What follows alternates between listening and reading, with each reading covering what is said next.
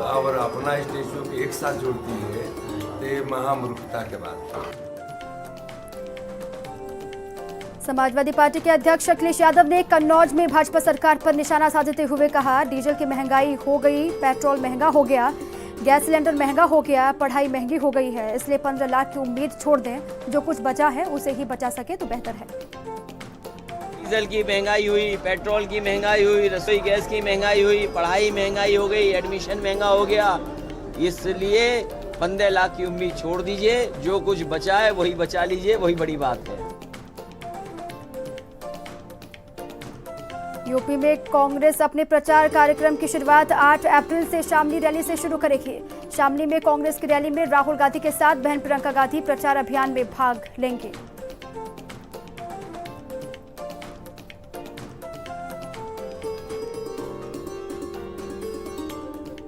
रामपुर में नामांकन के बाद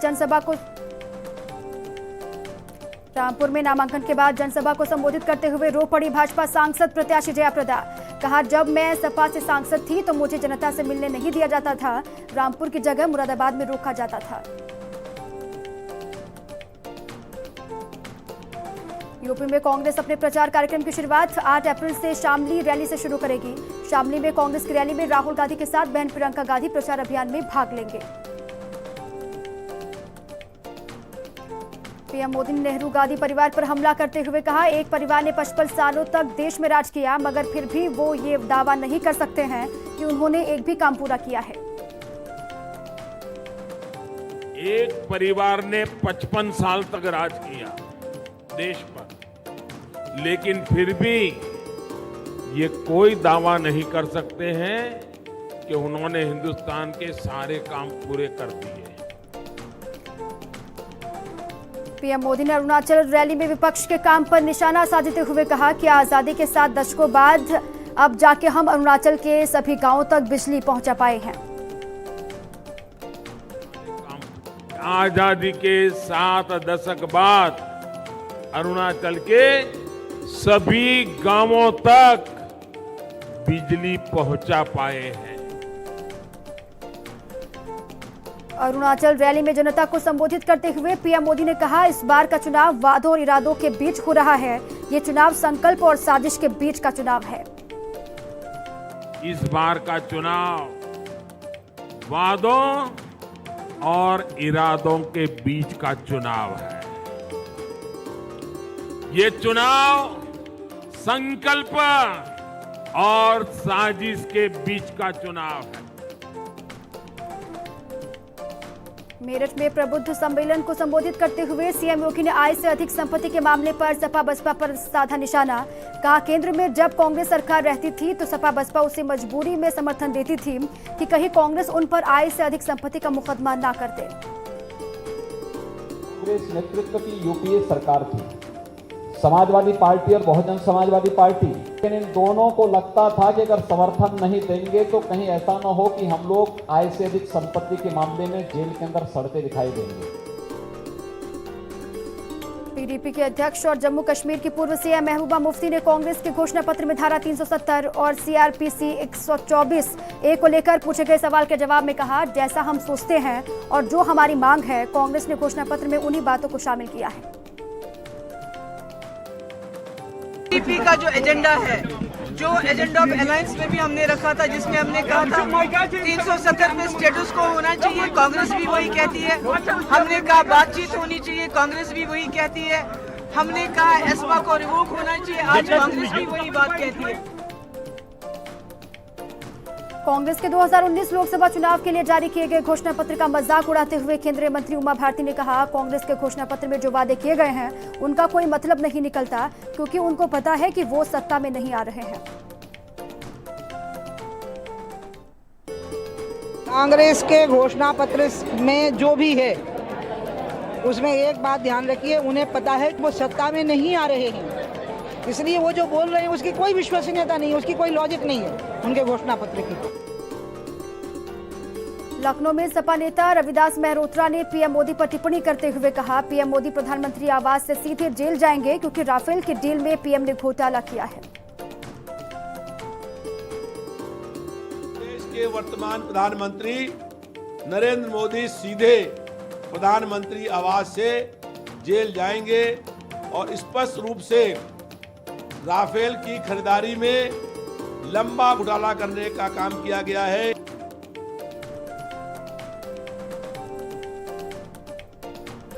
समाजवादी पार्टी के अध्यक्ष अखिलेश यादव ने कन्नौज में सीएम योगी के हनुमान जी को दलित कहने वाले बयान पर तंज कसते हुए कहा, बीजेपी से हनुमान जी बहुत नाराज हैं।